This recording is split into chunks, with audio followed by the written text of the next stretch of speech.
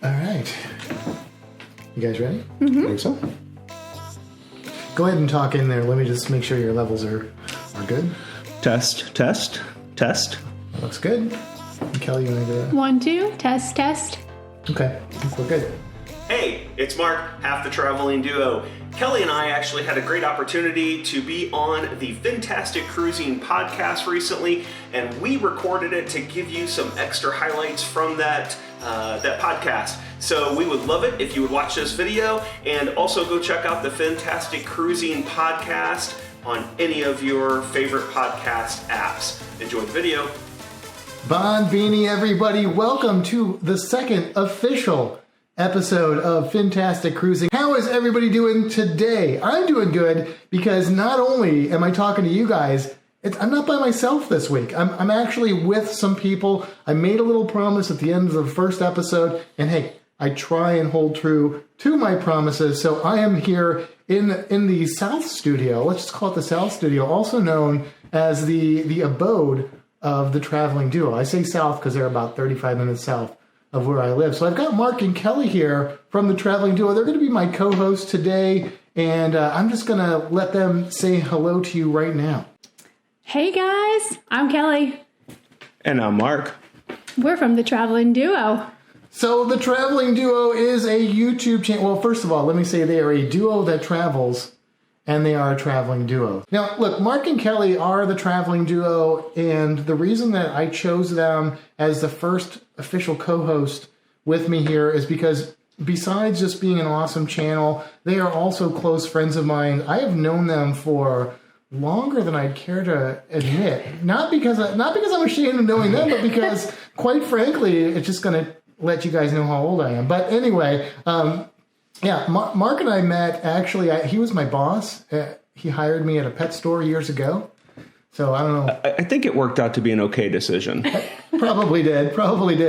And then we became fast friends. It was one of those deals where we just kind of clicked, we bonded, and I was like over hanging out at his place playing PlayStation. That probably dated it right there. and that was like the latest technology of the time. I had my Nintendo 64. I was rocking, it was brand spanking new, shiny, and all that stuff.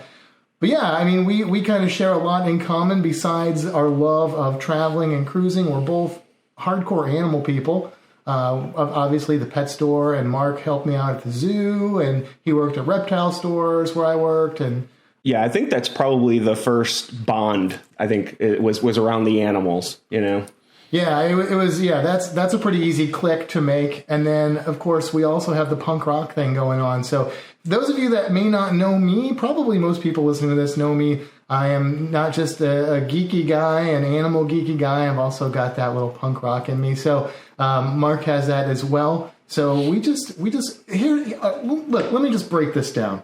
Okay, this is the kind of relationship that Mark and I have. And look, I know I'm not talking about Kelly right now, but she's like, it's almost like a package deal. They're like two peas in a pod kind of a thing. But Mark and I don't know if we are two different people sometimes, because this is the kind of thing that happens to us. Like, we were living in different states. And Mark and I both, on our own, without communicating to each other, we went to a store, bought the exact same laptop, and then went to a completely different store and bought the exact same laptop case. Now, this is the kind of thing that happens to us all the time. Like, he is wearing his Blue Sun Firefly shirt today. I picked that shirt up. I have the same exact shirt, almost put it on this morning, and then changed my mind at the last second. So this is the sort of friends that we're talking about here, and so I wanted to get them on here to really help me out to kick off the Fintastic Cruising Podcast. Yeah, I think they're twins. I really do.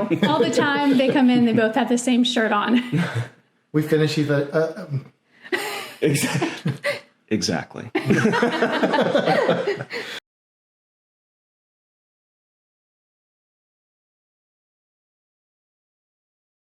So yeah, we wanted to talk a little bit about our favorite class of ship, and that's actually one of the ships that we have booked on again for this November, December, but our not our last cruise, actually, second to last cruise. We were on a Voyager Class ship by Royal Caribbean Cruise Line, and it was the Adventure of the Seas. Wonderful ship. But we love that class of ship, and I think it stands out as probably our favorite ship at this point. And we've been on 6 cruises, 3 on Carnival, 3 on Royal, and I think we have now found our favorite ship. I know a lot of people talk about that. When you were on the Voyager, was the captain named Janeway, and were you concerned at all about getting caught in another a sector of space? No, I think I would have been okay with that. I think the bigger problem I had is that I didn't run into 7 of 9, and it really bothered me. There's that new Picard show coming out, though, that's got her in it, right? Oh, my God, it looks so awesome. Yes, it does. It does. Anyway, it doesn't matter who else is in it. That's right. We digress. All right, go ahead. Tell us about this Voyager Class ship and your experiences on there.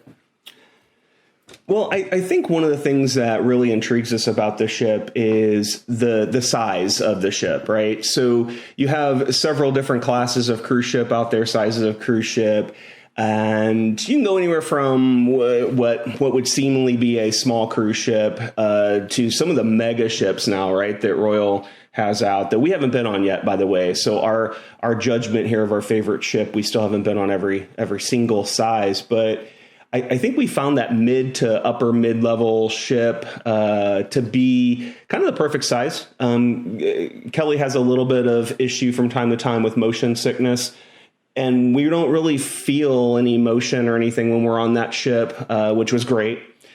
And Kelly, why don't you talk to him a little bit about the layout and what you really liked about that?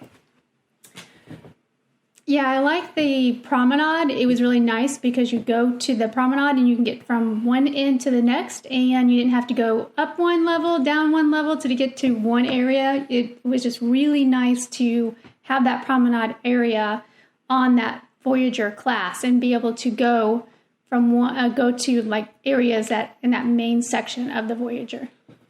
Yeah, it was cool because you could get to pretty much everything. You go to, I don't know, what was like deck 5 or 5 and 6, I think, right? Deck 5. Yeah, so but deck 5 was the promenade deck, and all the shops are there. They have several restaurants, some really cool bars, and on each different type of Voyager or each different named ship, which there's 5 of them, by the way, they all have like some variation of like an Irish or British pub, which was really cool to hang out at. But you didn't have to worry about like, okay, I got to go up to deck 8 and cross half the ship and go back down to deck 4 to, get where we wanted to go. You could just go to the promenade and pretty much get to everything. So.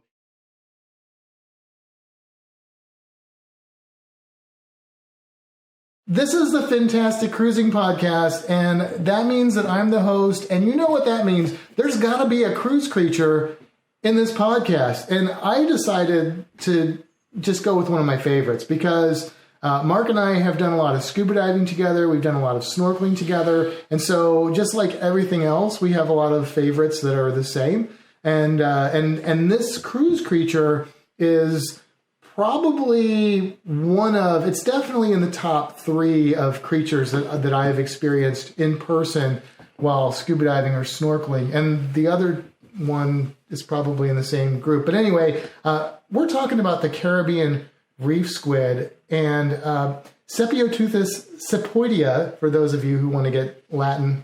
We don't have to do that. But anyway, I chose that because we've seen reef squids. How many times have we run into reef squids when we were snorkeling or diving? At least twice. I want to say 3 times, but I know at least 2 times. Yeah, I feel like 3 times. I know one time in Chankanaab in Cozumel, I think you saw one and I didn't, but we were both there. Yeah, I do vaguely remember that. Yeah, and then I don't think we've seen them diving, actually. I think we've only seen them snorkeling, although we were in Grand Cayman fairly recently, and we went diving and didn't see them, and then we went back out and went snorkeling on the same site, and then we saw quite a few of them. So these are really cool animals. I mean, anything in the cephalopod group, which are your octopus, your squid, your chambered nautilus, your cuttlefish, cuttlefish, they are awesome animals. But the Caribbean reef squid, they get about 8 inches long, and a lot of times they'll travel in schools. It could be up to 30, but I think when we've seen them, Mark, we've seen probably 3 or 4? 3 or 4, but if I remember right, when we were snorkeling there in Grand Cayman, I think there was like a string of like 8 to 10 of them. Yeah, that does sound right. Yeah, it stretched out pretty far. Yeah, so you could see a lot, and the cool thing is This is really the only squid that is commonly seen by divers and snorkelers in the Caribbean, the Bahamas area. There are lots of other squid species that live in the Caribbean, but most of them are going to be offshore. They're going to be deep water. The Caribbean reef squid does go offshore when they're adults, but when they're in their juvenile phase and also when they're mating, they'll come closer to shore, which gives us the opportunity to see these guys. And look, these are really cool animals, partly because they're just super smart. So squid, octopus, they're intelligent, and you can tell that when you interact with them, because not only are they going to sort of watch you, but they have these special skin pigment cells called chromatophores. And what they are is basically they're special skin cells that they can change the color of. They can also change the texture of their skin. And so they use these for camouflage, but also for communication. And I swear, if I knew the language, I'm pretty sure they're trying to talk to us, like we see them in there. Matt, didn't you pick up a girl one time changing the color of your skin? Was that a thing? Yeah, but I had no control over that. I have no recollection of that.